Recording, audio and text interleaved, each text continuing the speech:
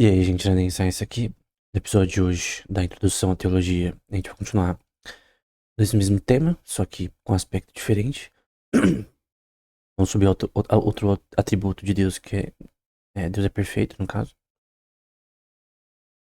Novamente, a gente vai usar Tomás de Aquino como guia para temático em relação aos temas, mas tentando falar sobre os temas de uma forma geral também, né?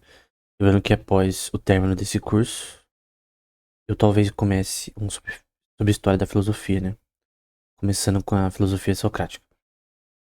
Então, uma dessas questões que mostra uma coisa que não pode se contradizer também, tá em, por exemplo, Jó 4,17, né? Até o 21. Pode ser um mortal justo diante de Deus? Uma pergunta, né? Pode alguém ser puro diante do Criador? A resposta obviamente é não. E alguém que poderia, por exemplo, dizer, ok, o ser humano não, ou toda a criação não, mas parte da criação, como os anjos, por exemplo, os que não caíram, né? Os que não viraram demônios, né? Talvez eles poderiam ter perfeição, né? Eles são é, a certo nível superiores ao ser humano no momento. Só que vai dizer aqui, né? Eis que Deus não confia nos seus servos e aos seus anjos atribui imperfeições, né? E isso você não precisa nem ser explícito, porque tá implícito, na verdade. Porque somente um ser onisciente, eterno e imutável pode ser perfeito. Um ser é, infinitamente perfeito, né? Que isso é o que o termo perfeito significa do ponto de vista exaustivo, né? Como a gente vai ver posteriormente, né? Quanto mais aqueles que habitam em casas de barro, cujo fundamento está no pó, nós, né? São esmagados na traça, né? Então, esse é o ponto que a gente quer trazer, né? Só Deus pode ser perfeito. Segue também a sua eternidade e imutabilidade e onisciência. Com relação a isso, outra prova que os anjos são imperfeitos, né? E há anjos, os que não guardaram o seu estado original, o seu principado, né? Mas abandonaram o seu próprio lugar, ele tem guardado sob trevas em algemas eternas para juízo do grande dia, né? Em Judas 1,6, né? Que é uma epístola antes de Apocalipse. Então fica claro que os anjos, eles são imperfeitos. Por design, né? Outro texto que é citado aqui, no caso, por Tomás de Aquino, Mateus 5:47 até 48, que é sede vós, pois perfeitos, como é perfeito o vosso Pai que está no céu. Obviamente, isso daqui não é dito no sentido que seja possível, né? Você ser perfeito como o Pai, né? Porque, como eu disse, só Deus pode ser perfeito. Mas isso daqui é uma frase que, na verdade, ensina todos os cristãos a continuarem se aperfeiçoando em Cristo, né? Continuamente, cada vez mais imitadores de Cristo, né? Obedecendo a sua vontade. Que não é só aprender a teoria, né? Tem que praticar. Então, questões simples, por exemplo, que mentir sendo um pecado, que é passível do inferno, se beber acima do normal e ficar bêbado, né? Também é passível, o exagero, no caso, né?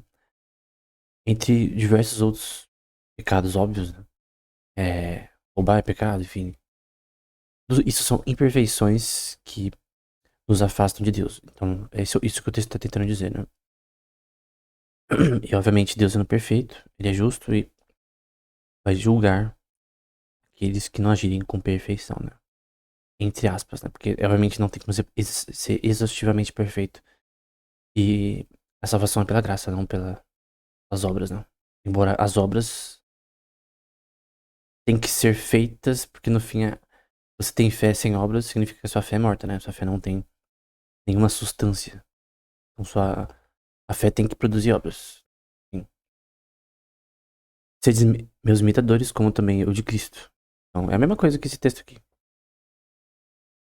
Então, imitando Cristo, que é a imagem perfeita do Pai, você pode ser continuamente crescer na graça, no conhecimento do Senhor Jesus, né? E em virtude e perfeição, né?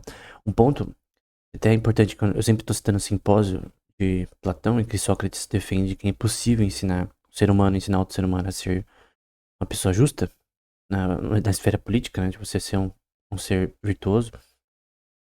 É impossível ser uma pessoa virtuosa aprendendo de si mesmo, da experiência ou dos outros. É necessário, primariamente, você ter a sua base ética de virtude na Bíblia. Então, esse é um ponto importante. Então, nessa questão que se chama The Perfection of God, no artigo 1, né? Ele vai falar aqui, né? Aquino, né? Ora, Deus é o primeiro princípio, não material, mas na ordem da causa eficiente, que deve ser perfeitíssima, né? Pois assim como a matéria como tal é meramente potencial, o agente como tal está no estado de atualidade. Portanto, o primeiro princípio ativo deve ser necessariamente o mais atual e, portanto, o mais perfeito, né? Então, é aquela mesma questão que a gente viu anteriormente, que Deus é a primeira causa eficiente. Por quê? Porque é óbvio que ele criou todas as coisas, não só as criaturas, do ponto de vista biológico, né, matéria orgânica, como toda a matéria inorgânica também, porque é estrelas, rochas, tudo que se pensar em relação à Terra e o céu, né? Esse é um ponto extremamente relevante, né? Ele vai falar, né? Pois uma coisa é perfeita em proporção ao seu estado de atualidade, né? Chamamos de perfeito ou perfeita aquilo que não carece de nada, de modo de sua perfeição. Então, o que é perfeito tem que ser é, infinitamente perfeito e nunca pode haver erro. Que é perfeito no sentido mais exaustivo possível e inimaginável.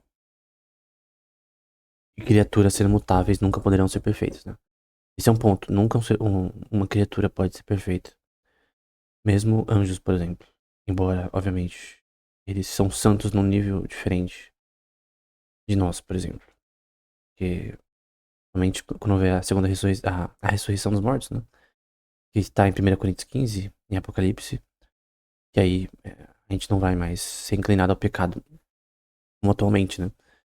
Então a gente é justus et peccator, né? É um termo que o R.C. Sproul usa, o Lutero também, que é justo e ainda pecador, né? Alguém que continuamente se torna mais justo pela graça do Espírito Santo, né? Não é, não é pelo ser humano, pela vontade humana, vontade de Deus, é a vontade da carne, né? O sangue, né? Enfim. E essa parte eu tô citando um livro que, novamente, eu tenho que citar, que não foi lançado ainda, né? Que diz aqui, Deus é sede in genere causa efficiência, né? Não é a causa eficiente de tudo, de toda a criação, do gênero, no sentido de gênero é a criação, né? E et hoc oportet est perfectissimum. Perfectíssimo significa que Deus é perfeito exaustivamente, né? De forma infinita, e obviamente a parte das criaturas, né? No sentido óbvio que não há sombra de imperfeição em Deus, seja nas questões de atributos morais e coisas do tipo, com bondade, amor, coisas do tipo, mas também na sua onisciência e coisas do tipo, né? Aí Tiago 1,17, né? Toda boa dádiva, todo dom perfeito vem do alto, descendo dos pais das luzes, em que não há mudança, imutabilidade, né? Tem sombra de variação. Então, não existe degrau de imperfeições.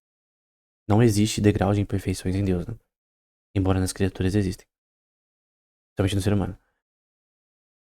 Segundo a sua vontade, ele nos gerou, pela palavra da verdade, ele nos criou, né? Para que fôssemos criaturas, como primícias de suas criaturas, né? Então, outro ponto que é associado à perfeição de Deus, né? Do ponto de vista moral, por exemplo. Ninguém sendo tentado, de Deus, diga, né? De Deus sou tentado. De Deus não pode ser tentado pelo mal, primeiro ponto.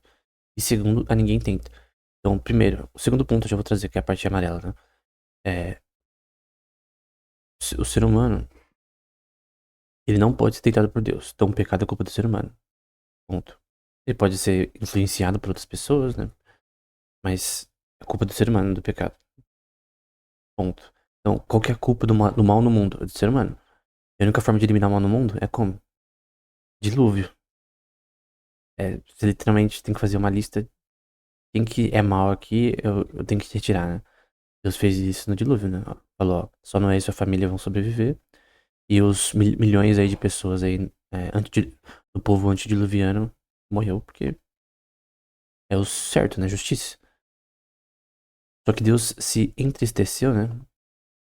É um antropomorfismo que fica em Gênesis, que a gente já explicou anteriormente. E, obviamente Deus é amor, né? E, obviamente Deus ama suas criaturas, né? Então ele não é o desejo de Deus que suas criaturas se percam, né? Pelo contrário. Mas Deus dá o que é chamado de livre agência para o ser humano, em que ele faz o que ele quiser. Embora aqueles que são salvos são somente pela graça de Deus e o mérito total de Deus, né? A salvação ela é monergista, né? Porque o ponto é que Deus não pode ser tentado pelo mal. Ou seja, Deus não pode gerar algo mal. No sentido de que qualquer ação de Deus não é má. Porque isso é impossível.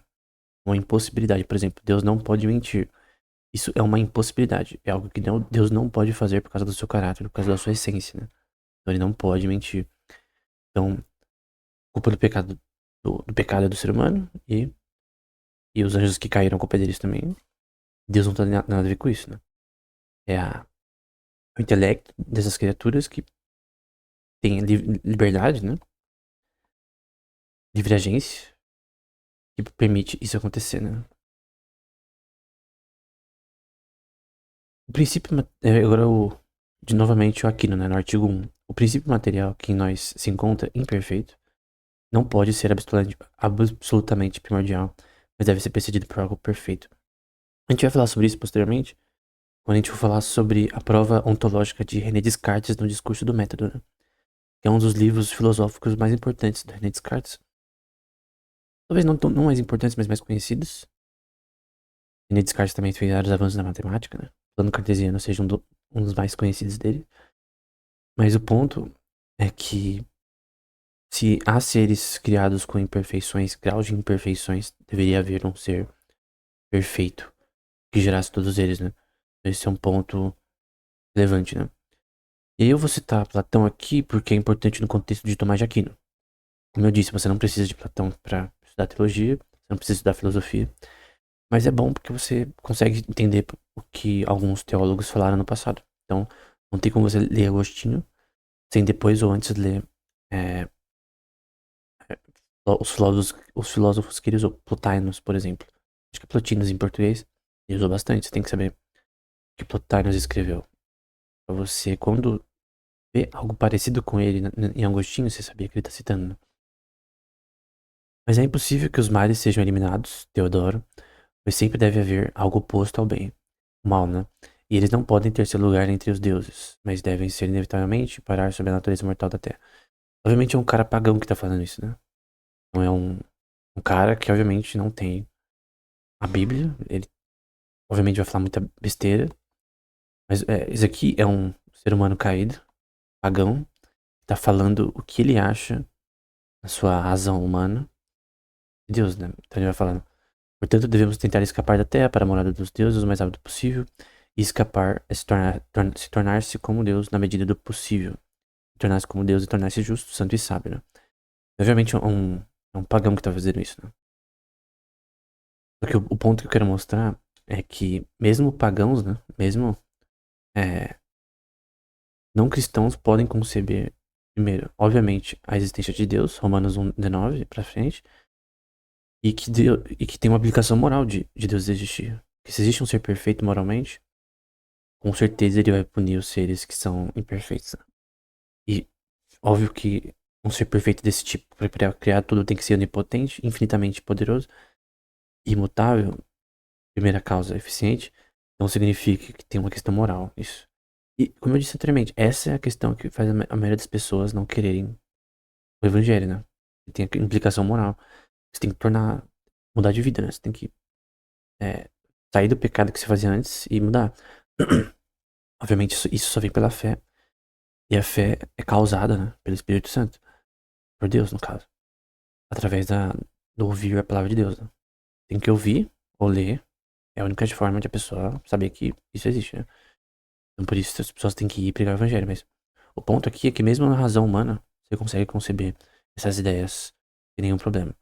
E mesmo nesse contexto, eu creio que mesmo pagãos... pagãos não, né?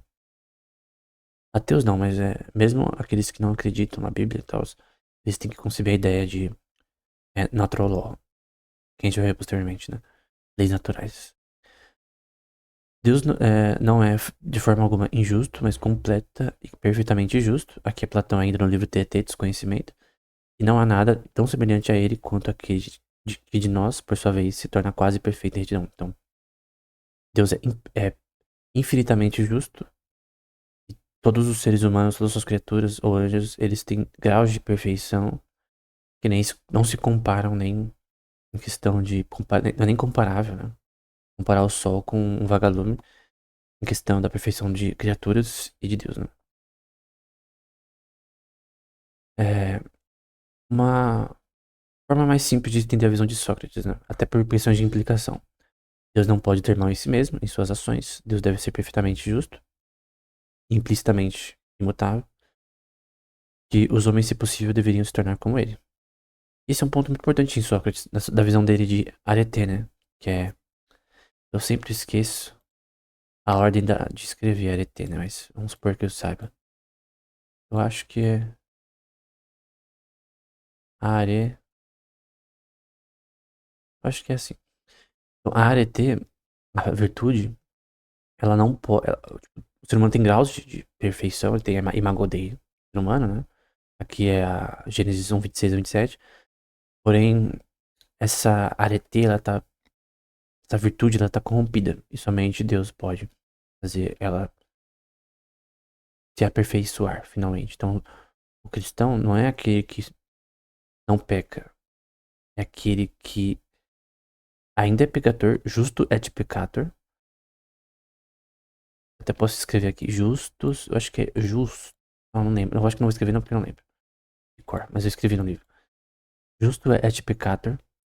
Mas o ponto é que ele constantemente cresce e mata os seus pecados, né? Ele luta com os seus pecados e ele os destrói, né? Então, uma pessoa que é cristão há 10 anos, 20 anos, ela não só mudou completamente dessa passagem de tempo, mas muda constantemente, cada vez mais se aperfeiçoando nas suas ações e no seu conhecimento sobre Deus. Porque se você não conhece a Deus, obviamente você não vai se aperfeiçoar nele em questão de viver como Cristo viveu, né? Então, os evangelhos basicamente são biografias de Cristo, didáticas, né, para ao fim de a gente imitar o seu modo de viver, né?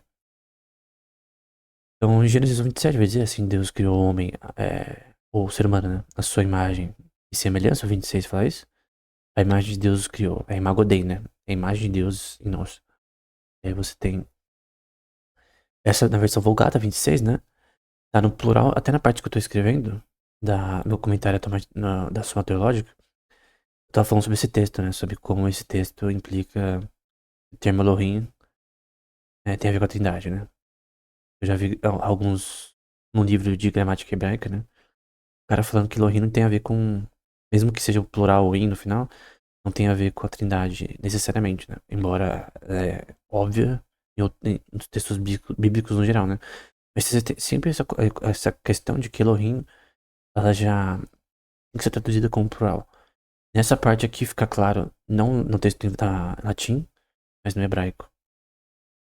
O verbo que segue posteriormente Elohim nesse texto, que tem que ser traduzido como plural, né? Faciamos hominem ad imaginem, né? Ou façamos, né? Não tá no plural. Em que a Trindade tá exposta na criação. Talvez o termo Elohim não é nem especulação, é uma questão gramática. Foi usado dessa forma com essa intenção de mostrar que a Trindade estava envolvida na concepção do mundo. Embora o termo Yahweh ou Adonai também poderia ser usado, mas o Elohim foi usado no começo. Enfim, esse é um ponto importante. E o ponto aqui é essa imagem e similitude, né? Que é a imagem e semelhança. Similitude também é muito usado muito por aqui, não aqui, com frequência. Ele vai citar Dionísio. Dionísio cumpre a mesma linha de argumentação ao dizer sobre Deus no livro dele, né? Não é que ele seja isto e não aquilo, mas que ele é... Eu vou explicar porquê, né? Tudo como a causa de tudo. Então, ele lembra que o foco é esse daqui, ó. Causa de tudo. Foca nesse aqui. Ele é tudo no sentido de que ele é a causa. Que ele criou tudo. Em segundo lugar, pelo que já foi provado, Deus é a própria existência por si mesmo, né? E aquele texto de Êxodo, né? 3 que diz, eu sou o que sou, ou serei o que serei, né? Porque Deus, ele simplesmente ele é eternamente. ontem, hoje e eternamente, né? Tem uma passagem de Hebreus que fala sobre Cristo, né? Consequentemente, ele deve conter dentro de si toda a perfeição do seu ser. Em outra parte aqui do livro que eu ainda vou publicar, né? Deus é uti omnium causa, né? Causa de todas as coisas. Pra quem lê quadrinhos, né? Lembra do ônibus, né? Tem a ver com algo que seja é, algo grande, né? Só pra lembrar o termo. Sendo o criador de tudo e existe em si mesmo, como já anteriormente já foi dito, né? E sendo onisciente, onipotente, onipresente, entre outros atributos, Deus é o único com capacidade de ser perfeito. E ainda santíssimo, ao ponto que sua santidade é exaustiva em sua perfeição, né? É infinitamente perfeito. Então, tem uma parte que o Aquino fala sobre a perfeição, infinitude de Deus, que a gente vai ver na próxima aula, em que esse conceito fica claro que só Deus pode ser infinito, né? E a gente vê Colossenses, né? Que a gente já viu anteriormente, ele nos tirou da potestade das trevas, né? E nos transportou para o reino do Filho do seu amor, em que temos a redenção, obviamente a Cristo aqui, né? A remissão dos nossos pecados através do sacrifício na cruz, né? Qual a imagem do Deus invisível, a imagem perfeita e o primogênito de toda a criação. Porque nele, em Cristo, né? Foram criadas todas as coisas, nos céus e na terra, visíveis e invisíveis, né? Mutáveis e imutáveis, sejam tronos, sejam dominações, sejam principados, enfim. Por ele e para ele, né? O fim de todas as coisas do universo, né? É Cristo, né? Obviamente. Então, os pontos levantados, 6, né? Ele é o primogênito de toda a criação, nele todas as coisas foram criadas, tudo foi criado por ele e para ele. Ele é antes de todas as coisas. Todas as coisas subsistem, né? Então ele não fez as coisas e foi embora, ele está continuamente nessas coisas, regendo o mundo. Então tudo se desfaria por meio dele, Deus, né? Conciliou consigo todas as coisas. E outra passagem do livro, né? Mas a parte ainda mais bela de Aquino, aqui, é que no final da resposta, a terceira de objeção, ele diz, né? Dei includite in civitam et sapientia. Em que você tem a questão da sabedoria, vida, e no contexto aqui de a perfeição do ser, né? De Deus, remete à vida e sabedoria. Que anula de es perfectionibus essendi potesti desce e quod est ipsum et subsistem, né? Que tem muito a ver com Colossenses, né? Em que esse ipsum, esse subsistem, né? Tem a ver com que todas as coisas subsistem em Deus, né? Ele está em todas as coisas por sua essência, na medida em que está como causa do ser, né? Causa de todas as coisas. E subsiste todas as coisas nele, né? Então, ele é a vida e dá a vida a todos os seres, né? E é a forma de sabedoria perfeita, né? Como diz Provérbios 8, por exemplo, em diante. Então está separado de todas as criaturas, né? Portanto, se houver um agente não contido em nenhum gênero, seu efeito reproduzirá ainda mais distantemente a forma da gente. Então, de modo a participar da semelhança da forma do agente de acordo com a mesma formalidade específica ou genérica, né? Pois a existência é comum a todos, de forma que todas as coisas criadas, na medida em que são seres, são como Deus, como o primeiro universal, princípio de todo ser, né? Tem muita coisa, eu vou explicar, né? É, não é que Deus está em todas as coisas, mas ele criou todas as coisas, ele é a causa, e todas as coisas por ele subsistem, né? Nele vivemos e existimos, né? Atos 17, né? Vai falar sobre isso. Então significa que Deus não fez o mundo e foi embora. Ele continuamente age sobre o mundo, constantemente, sobre todas as suas criaturas, e até ele é o único que pode permitir que elas se aperfeiçoem nele mesmo, né? Sendo ele o fim de todas elas, né? Embora ele seja um ser autoexistente, mas nós somos seres mutáveis, né? E Deus não tem gêneros, né? Ele é um ser à parte da criação, embora ele age sobre toda a criação constantemente. Até porque a gente tem a imago Dei na gente, né? A gente tem a imagem de Deus em nós, no nosso intelecto. É capaz de bondade, amor, coisa do tipo, em certos graus. E esse ponto é importante nesse contexto. Então, era isso. Esse foi sobre a perfeição de Deus, né? Tem uma questione aqui especificamente sobre esse tema. E a próxima vai ser sobre esse infinito.